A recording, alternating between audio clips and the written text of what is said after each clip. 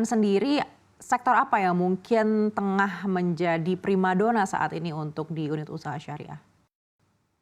Oke, untuk pembiayaan saat ini kita masuk ke sektor pendidikan, kemudian juga kesehatan, ini cukup menarik pertumbuhannya, mengingat juga Yogyakarta sebagai kota wisata, infrastruktur kesehatan ini penting, masuk salah satu pendorong ekonomi yang dominan di Yogyakarta ini, selain wisata adalah pendidikan, di mana pendidikan ini juga menopang pertumbuhan ekonomi, terutama mahasiswa-mahasiswa yang dari luar DIY. Mereka membutuhkan tempat tinggal, tempat kos, dan sebagainya. Mereka membutuhkan tempat makan, dan sebagainya. Sehingga inilah UMKM yang kita dorong untuk terus tumbuh dalam rangka untuk memenuhi kebutuhan dari anak-anak kita yang sedang studi. Saya kira pendidikan, kemudian kesehatan, sekaligus UMKM dalam rangka untuk mendukung semuanya itu. Saya kira itu, Mbak Aneta. Baik, dan bagaimana dengan persoalan ketahanan pangan yang saat ini menjadi perhatian banyak pihak? Apa saja upaya yang sudah dilakukan BPD DIY untuk bisa memaksimalkan dukungan kepada stakeholder di sektor tersebut? Oke, untuk pertumbuhan kredit berkaitan dengan ketahanan pangan ini menjadi sesuatu hal yang sangat strategis, di mana Gubernur Daerah Istimewa Yogyakarta juga dalam rangka ini bagaimana pertumbuhan ekonomi dengan slogannya Among Tani Dagang Layar. Among Tani ini bagaimana pertanian yang menjadi basis kegiatan ekonomi masyarakat tetap dipertahankan, tetapi laut di bagian selatan ini juga diberdayakan dalam rangka untuk menunjang pertumbuhan ekonomi daerah istimewa Yogyakarta. Untuk itulah dua-duanya ini kami dukung dalam rangka satu, memenuhi kebutuhan pangan.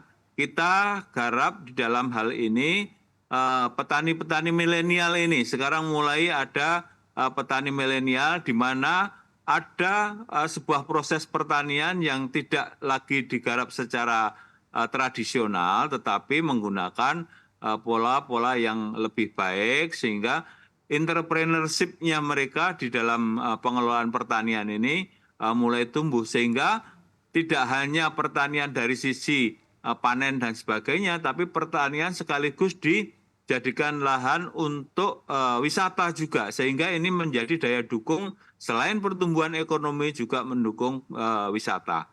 Saya kira itu. Baik, peluang dan tantangannya sebesar apa untuk bisa memberikan kredit ataupun pembiayaan di sektor pangan ini? Nah, saya kira kalau untuk petani milenial ini mereka sudah cukup bagus di dalam hal pengelolaan manajemen keuangan, tetapi untuk yang mereka yang mempunyai lahan-lahan yang masih pengerjaan tradisional ini tentu banyak tantangan yang harus kita lakukan kepada mereka. Pertama adalah kesadaran mereka untuk berproses melalui bagaimana mengelola pertanian dengan manajemen yang baik, sehingga akan menghasilkan sebuah output hasil pertanian yang lebih baik, lebih bermutu, sehingga akan mempunyai nilai jual yang cukup tinggi. Kalau mereka masih mengelola dengan pola-pola tradisional, tentu ini belum mendongkrak nilai jualnya, sehingga mereka juga akan ketinggalan dengan para petani milenial ini, ya. Sehingga ini perlu kita edukasi untuk segera pengelolaan melalui pengelolaan yang lebih baik lagi. Kemudian yang kedua, untuk aspek pasarnya. Bank BPD DIY juga dalam hal ini bekerja sama dengan pemerintah daerah dalam rangka untuk mendukung pasar lelang hasil pertanian. Ini dalam rangka untuk meningkatkan nilai jual, kemudian juga nilai tawar petani kepada pembeli. Ini ada beberapa tempat yang kami dukung dalam rangka ini meningkatkan nilai jual ini dengan pasar lelang hasil tani. Nah, ini di beberapa tempat kami dukung, terutama dengan transaksi digitalnya, kemudian pembiayaannya. Saya kira itu. Baik, dan sejauh ini untuk tren outstanding kredit BPD DIY di sektor pangan seperti apa dibandingkan dengan tahun-tahun sebelumnya? Kalau untuk sektor pertanian, kita sekarang ini outstanding kami untuk tahun 2019 kita pada posisi 174 miliar, pada posisi 2023 kita posisi 317 miliar rupiah. Nah, peningkatan-peningkatan inilah yang terus kita dukung terus dalam rangka untuk mendukung ketahanan pangan itu. Baik, kalau kita mendengar kebijakan moneter dari Bank Indonesia yang terakhir ini kan masih mempertahankan suku bunga di era yang relatif lebih tinggi daripada tahun-tahun sebelumnya begitu. Tapi juga BI memberikan kebijakan likuiditas makroprudensial untuk sektor-sektor prioritas. Lalu upaya apa yang sudah dilakukan oleh BPD DIY untuk bisa mendukung kebijakan tersebut? Oke, terima kasih. Kebijakan makroprudensial Bank Indonesia tentu dimaksudkan dalam rangka untuk menjaga tingkat inflasi, kemudian juga menjaga pertumbuhan ekonomi. Dalam hal ini, Bank Pembangunan Daerah Istimewa Yogyakarta untuk mengantisipasi ini semua kaitannya dengan peningkatan suku bunga. Tentu kita mencari alternatif di dalam hal ini pendanaan-pendanaan kita dukung dari crowdfunding yang ada di masyarakat sehingga kita mempunyai tingkat suku bunga yang bisa kompetitif. Untuk itu digitalisasi ini menjadi sangat penting. Karena apa? Digitalisasi akan menjadikan kita dari sisi kebutuhan likuiditas kita akan terus dapat terjaga. Saya kira itu.